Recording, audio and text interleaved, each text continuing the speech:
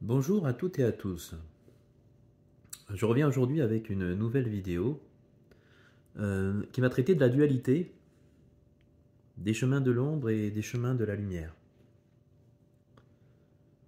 La dualité étant notre proportion à faire le bien, à faire le mal, à faire la lumière, à faire l'ombre, notre capacité à incarner ce qu'est la lumière, ce qu'est l'ombre et ce que sont ces deux mondes. Quand je parle de chemin de lumière et que je parle de chemin d'ombre, je parle de conditionnement. Je parle de portes ouvertes sur nous. Je parle de couloirs qu'emprunte à la fois la lumière et à la fois l'ombre pour pouvoir vivre en nous, à nos côtés. Alors entamons le chapitre sur la dualité. La question ou les questions sont les suivantes. Sommes-nous duels? Pourquoi sommes-nous duels? Et en quoi sommes-nous duels? Pour cela, il faut ausculter nos propres comportements, nos propres pensées, nos propres paroles et nos propres émotions. Tout ça, nous l'avons vu dans la vidéo précédente. Je vais en faire un bref résumé. Finalement, qu'est-ce qu'on peut dire? On peut dire que Dieu, qui est le divin, qui est ce grand esprit de lumière infinie, caché dans l'invisible, qui est partout, qui peut tout, qui entend tout et qui sait tout, fait couler en nous sa lumière, pour ceux qui se laissent traverser de sa lumière, pour ceux qui laissent la lumière les guider, et qui posent donc des actes de lumière. On a vu aussi que tous ceux qui, malheureusement, n'écoutaient plus leur conscience, le cerveau de l'âme, justement, ce qu'est cette lumière, alors avaient le libre arbitre et la liberté de chuter et de poser des actes qui les amenaient petit à petit, tout au long de leur vie, au fur et à mesure que des portes sur les ténèbres s'ouvrent, au fur et à mesure finalement que eux-mêmes posent des actions en contrariété avec la lumière, finalement ce qu'on pourrait définir comme les choses maléfiques, le mal, les choses de l'ombre. On a donc vu que cette intensité lumineuse en nous ne coulait moins, puisque nous sommes finalement aussi activateurs de cette lumière, et que ce sont nos, entre guillemets, nos bonnes œuvres qui la font couler en nous. Finalement, nous sommes à la fois réceptacles de lumière. Si nous nous laissons guider par la lumière, tout se passe bien. Si nous arrêtons de nous faire d'être guidés par la lumière et que par notre libre arbitre, nous nous en éloignons, alors cette rivière coule moins en nous. Et donc, nous perdons en intensité de lumière et nous sommes plus sensibles aux énergies négatives qui nous influencent et finalement grandissent petit à petit en influençant nos pensées, nos émotions, nos actes et nos paroles. Nous pourrions donc dire, et nous comprenons aujourd'hui donc très bien, que l'esprit fait vivre, puisque ce sont les énergies que nous portons, que nous avons en nous, autour de nous, qui finalement nous amènent à nous comporter de telle ou telle façon, à dire de telle ou telle chose, à ressentir telle ou telle chose. Nous comprenons donc que nous sommes à la fois nous-mêmes réceptacles et activateurs de cette lumière et de ces énergies, et que nous créons de l'énergie dans l'invisible. Tout ça, je vous invite à voir la vidéo précédente pour bien le comprendre. Donc l'esprit fait vivre, donc les énergies font vivre. Donc mieux vaut être guidé par sa propre conscience, qui est le cerveau de l'âme, et être en lien avec son âme, et nourrir cette âme abondamment pour que nous soyons toujours en lien avec elle, pour être protégés des énergies sombres, car si nous perdons trop de cette lumière, alors elles peuvent petit à petit prendre le contrôle de nous et nous amener à faire le mal. Mon père fait se lever le soleil sur les bons et les méchants, n'est-ce pas? Il y a donc des bons et des méchants. Et ça de tout temps. Non pas des bons et des méchants parce que l'homme en lui-même est bon ou méchant. Simplement, en fait, il a activé telle ou telle part de lui, ombre ou lumière. Et que cette ombre et cette lumière le guident, le dirigent. Et donc finalement, soit nous faisons sur terre la volonté de Dieu, soit nous faisons sur terre, entre guillemets, la volonté du diable. Et que en chacun de nous, il y a une part de diable et une part de lumière. Ce qui rejoint le sujet de la dualité. Vous savez, dans certains livres, il est écrit que nous avons un ange sur une épaule et un démon de l'autre, et que le démon nous parle et que l'ange nous parle. Et que finalement, celui à qui nous allons donner résonance par nos comportements, finalement, va grandir lui-même en fait en énergie. Et en grandissant en énergie, en fait, on le rend plus puissant sur l'un ou sur l'autre. Ainsi, si nous sommes davantage la lumière, notre ange va prendre le dessus sur notre démon et nous aurons notre ange en fait qui va contrôler la situation en permanence, va nous maintenir dans la lumière et va orienter nos pensées vers la lumière. De même, si nous donnons davantage de résonance à notre démon en incarnant l'ombre, alors nous allons lui donner de la force et cette force finira par bâillonner l'ange qui finalement, lui, n'aura plus grand-chose pour se nourrir. On peut essayer de résumer les choses comme cela. Tout ça, ce sont des mots et ces mots-là cherchent à faire comprendre l'ensemble, le sens de l'ensemble. Donc finalement, il est très très important pour nous de connaître les énergies, de savoir ce qu'il y a dans l'invisible, de leur impact sur nos pensées, nos émotions, nos paroles et nos actes. Car finalement, pour comprendre cette dualité, eh bien, peut-être devrions-nous revenir à ce qui nous est dit dans les religions. Il nous est dit à la Genèse que Dieu créa Adam et Ève et leur donna son souffle de vie. Adam et Ève étant des corps éthériques, des âmes, avec un contour en fait d'hommes et de femmes, avec à l'intérieur la lumière de Dieu. La lumière qui nourrit, la lumière qui fait vivre. Et qu'est-ce qui nous est dit à leur sujet? C'est qu'ils étaient avec Dieu. Que faut-il comprendre quand on dit « ils étaient avec Dieu » ? Ben, tout simplement, ils étaient en relation, en connexion avec Dieu. C'est-à-dire qu'ils pouvaient l'entendre, ils pouvaient converser avec lui, et Dieu pouvait, à travers eux, agir. Ils étaient donc en unité avec Dieu. Il nous est dit aussi que Ève a été tentée par le serpent. Mais tout simplement, il ne faut pas trop s'éloigner de nous et de notre réalité, puisque nous sommes aussi tentés par le serpent. Nous avons des désirs, des tentations, des pulsions, parfois qu'on ne contrôle pas, des manques qu'on ne contrôle pas. Et donc finalement, nous agissons parfois en fonction de cela, et même très très souvent. Donc finalement, on pourrait dire que ces énergies sombres gravitent autour de nous, comme elles gravitaient autour de Ève, et qu'elles avaient une influence sur ses pensées. Comme aujourd'hui, ces énergies sombres ont une influence sur nos pensées et sur nos comportements. Donc la dualité, c'est quoi? Tout simplement, il nous est dit que depuis le péché originel, en fait, nous sommes duels. C'est-à-dire que nous avons finalement pactisé avec les énergies sombres dans le sens où nous les avons écoutées, nous avons agi et fait selon ce qu'elles parfois nous demandaient. Donc il nous est dit que nous sommes duels et notre réalité fait que nous sommes duels. En fait, il y a des vérités, il y a de grandes vérités dans ce qu'il nous est rapporté dans l'histoire de l'humanité. Et surtout, en fait, je crois que ce qui est important de savoir, c'est qu'elle s'applique à nous. C'est-à-dire, en fait, qu'il n'y a pas de temps, en fait, à l'échelle de Dieu, un jour est comme 1000 ans. À l'échelle de l'invisible, un jour est comme 1000 ans.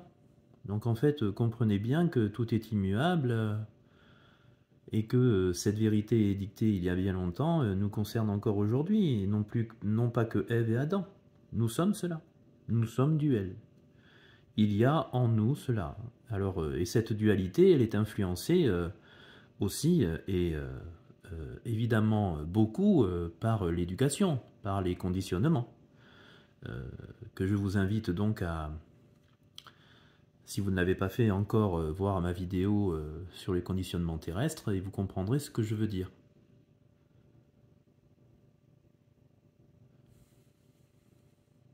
Donc nous sommes duels, nous avons le choix,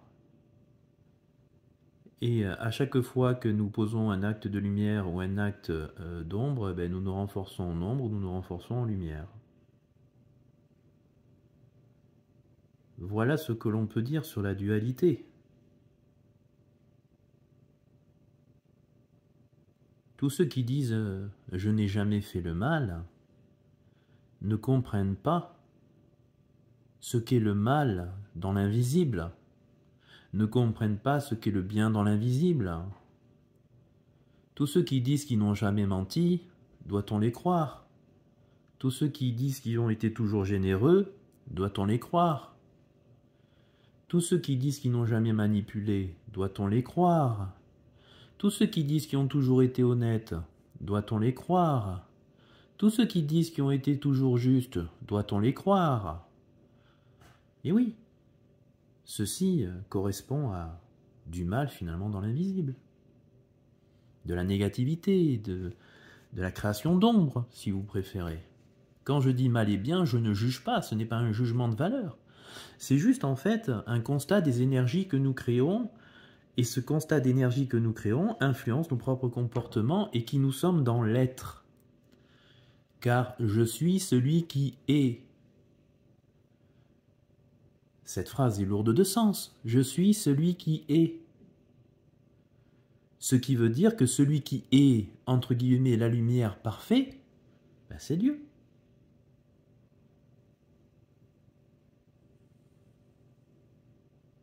Et quand on est capable de dire « je suis celui qui est », cela veut dire qu'on est revenu à une unité avec Dieu. Non pas que nous soyons Dieu, mais que nous puissions en fait revenir en connexion avec lui, en unité avec lui, de sorte qu'il puisse agir par nous et faire par nous.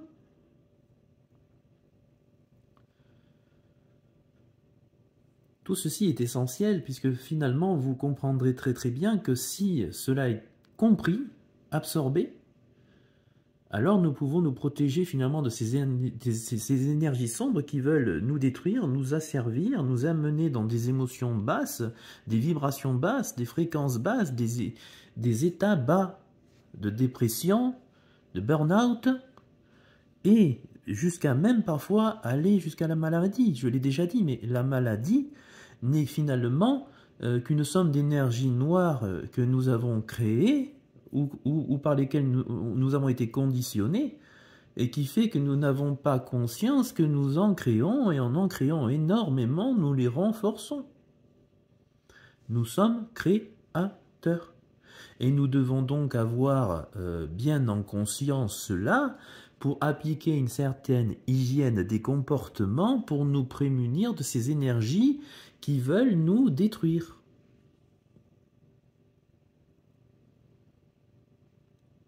Alors nous allons reparler des chemins de lumière, nous allons reparler des chemins de l'ombre, oui, parce que je les ai déjà évoqués succinctement, mais je veux préciser les choses.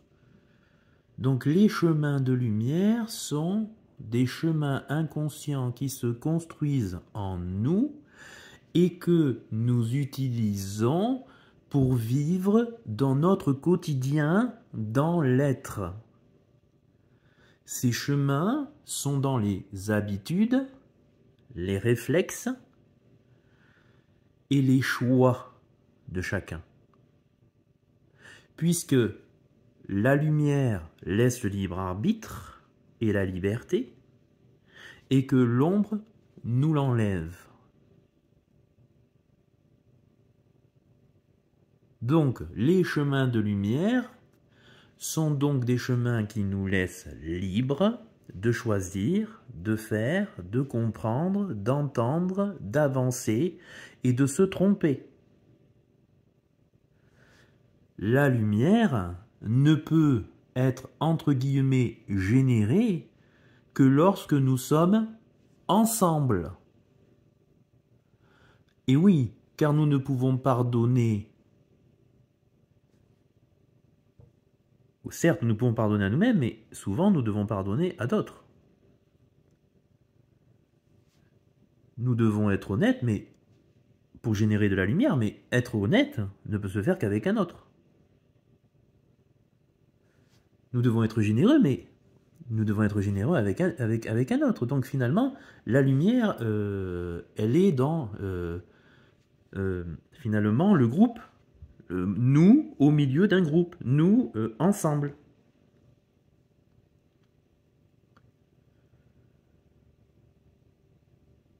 Et c'est notre propension à nous finalement d'être la lumière à l'intérieur de ce groupe qui va générer de la lumière. Si je suis généreux avec quelqu'un, alors je crée de la lumière. Et donc je me renforce en lumière, et donc je nourris mon âme. Et donc je nourris l'unité avec Dieu.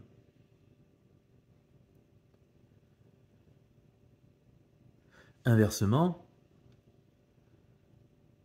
si je crée de l'ombre, alors je perds un peu de cette lumière, un peu de cette densité de lumière, et je deviens de plus en plus sensible aux énergies d'ombre autour de moi.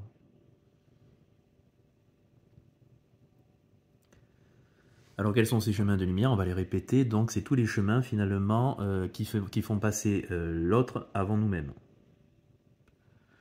Tous les chemins en fait de l'être ensemble.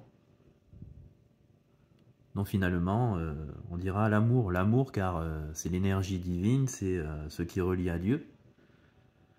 Et finalement l'amour est au-dessus de tout dans le sens où tout découle de l'amour. Si nous aimons quelqu'un, alors nous sommes généreux avec lui. Si nous aimons quelqu'un, alors nous le pardonnons. Si nous aimons quelqu'un, alors nous sommes honnêtes avec lui. Si nous aimons quelqu'un, alors nous sommes droits avec lui. Nous ne lui mentons pas, etc., etc. Je parle bien de l'amour universel, l'amour divin, c'est-à-dire la bienveillance envers soi-même et envers tous. Quand nous sommes capables d'être bienveillants envers nous-mêmes et envers tous, alors nous générons et nous sommes en connexion avec l'amour divin, l'énergie divine. Finalement, ce qu'est Dieu, en fait. La bonté et la bienveillance pour nous-mêmes et pour les autres. Si nous sommes capables d'être constants là-dedans, alors nous nous remplissons de lumière, de lumière, de lumière, de lumière, de lumière, et nous finissons par nous éveiller.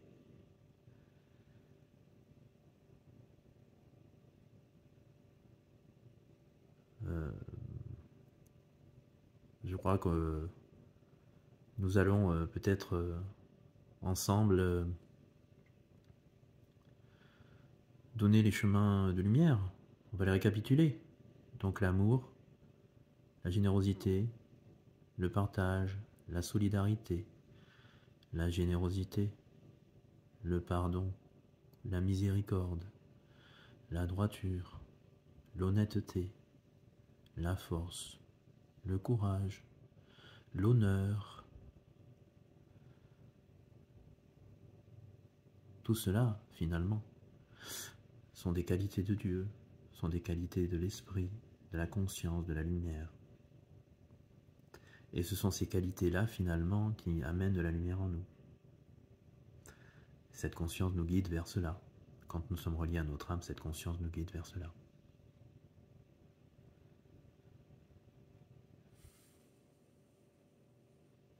Il y a aussi la justice. On pourrait aussi citer l'équité. Le désir d'un monde où tous nous avons tout ce dont nous avons besoin au niveau matériel. L'envie de rencontrer l'autre, l'envie de prendre soin de l'autre. L'envie d'être au milieu des autres. Le respect qui passe par d'abord le respect de sa propre famille, le respect des anciens, le respect de la vie. Car chose très importante, la vie est au-dessus de toute chose. Dieu est au-dessus de toute chose et Dieu c'est l'énergie de vie, le souffle divin, le sacré. Donc, si vous mettez toute autre chose avant la vie, avant les divins, avant le sacré, vous êtes déjà en train de fermer votre âme à recevoir cette lumière, petit à petit, certes, mais vous commencez à la fermer. Si vous ne croyez pas que le divin existe, que le sacré, que Dieu existe, alors vous fermez votre âme à recevoir cette lumière. Il est très important de comprendre. Il est très important de comprendre tout cela. Et finalement, ces chemins-là que nous créons en nous, qui sont conditionnés par l'éducation, que nous portons dès l'enfance, que nous acceptons comme vrai, que nous nous sommes appropriés comme chemin de vie, dans les habitudes, les réflexes et les choix que nous faisons. Ces chemins sont des portes qui s'installent en nous, qui se greffent en nous, et que nous utilisons devant telle ou telle situation, devant tel ou tel individu, tel ou tel événement, telle ou telle pensée, situation que nous rencontrons. Cela devient de l'ordre de l'automatique quand ils se sont construits en nous, ils vivent en nous, ils existent en nous.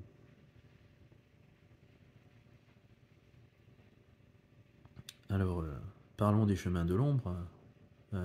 Comment s'installe-t-il en nous et comment générons-nous de l'ombre, des énergies négatives, du sombre en fait. Nous générons de l'ombre quand nous faisons passer notre propre personne avant les autres. Nous générons de l'ombre quand nous vivons pour nous et nous ne nous préoccupons pas des autres. Nous générons de l'ombre quand notre ego, notre narcisse est trop présent. Quand notre orgueil est trop présent. C'est-à-dire que l'orgueil fait prédominer sa propre personne, ses propres idées, ses propres vérités sur les vérités des autres, les pensées des autres. Cet orgueil qui mène au pouvoir, au désir de soumettre les autres, au désir de classer les gens, au désir de mettre telle ou telle personne au-dessus de telle ou telle personne.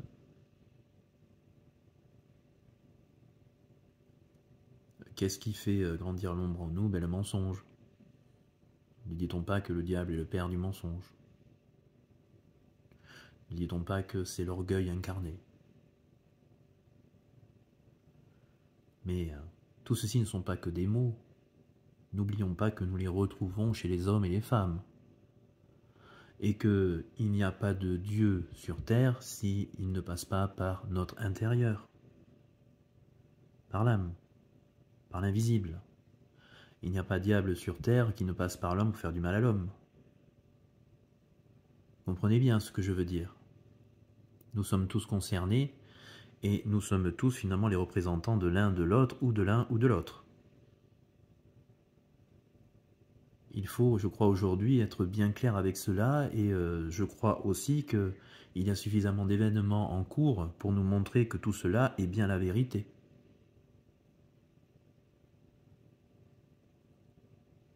Alors comment générons-nous de l'ombre? Nous générons aussi de l'ombre par notre malhonnêteté. Nous générons de l'ombre par notre injustice. Quand je dis injustice, injustice vis-à-vis des situations que vivent tel homme ou telle femme dans notre quotidien. Car ce qui est au-dessus de tout, c'est la vie. Et que la vie est en moi, mais que la vie est dans les autres. Donc celui qui fait du mal à un de mes enfants, c'est à moi-même qu'il le fait, n'est-ce pas?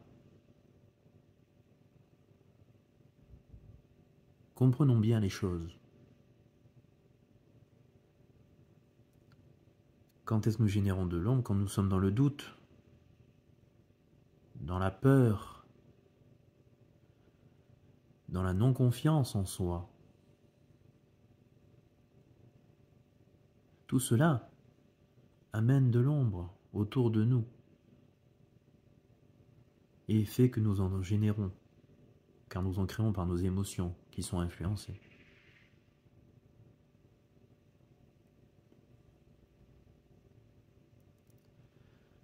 On pourrait citer l'inconstance, on pourrait citer l'inorganisation, on pourrait citer toutes ces choses finalement qui sont le contraire des qualités de Dieu, mais toutes ces qualités-là, en fait, vous pouvez les retrouver dans les livres sacrés, dans les livres saints, elles sont détaillées.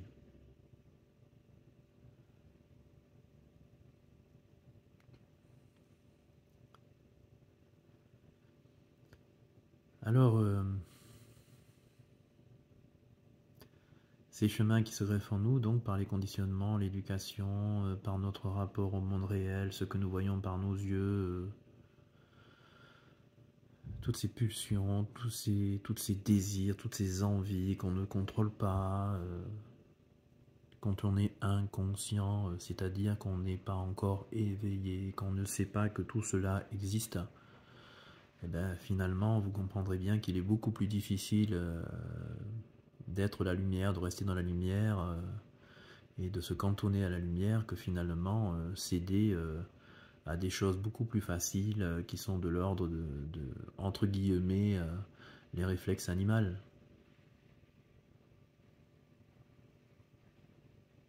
Les réflexes instinctifs.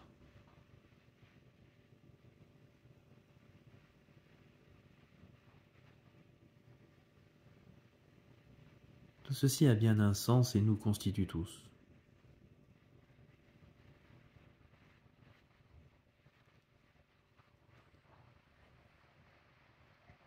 Et qu'est-ce que donc nous venons faire sur Terre? Ben, nous venons finalement travailler cette dualité.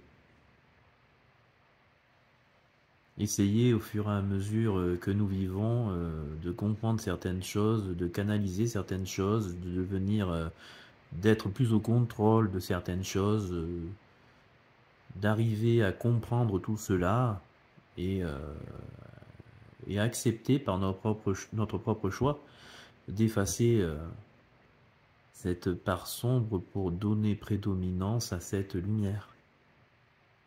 Donc finalement effacer notre part d'ombre, notre part négative, effacer ces chemins inconscients qui mènent à l'ombre, en prendre conscience et les effacer pour essayer de se cantonner le plus possible vers les portes de lumière et de revenir un maximum vers tout ce qui crée de la lumière, c'est-à-dire tout ce qui est bienveillant, bon pour nous.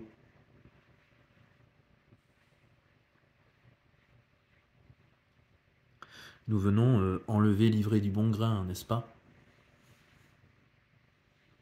L'ivraie étant ce qui nous gêne, et le bon grain, ce qui nous amène à la plénitude.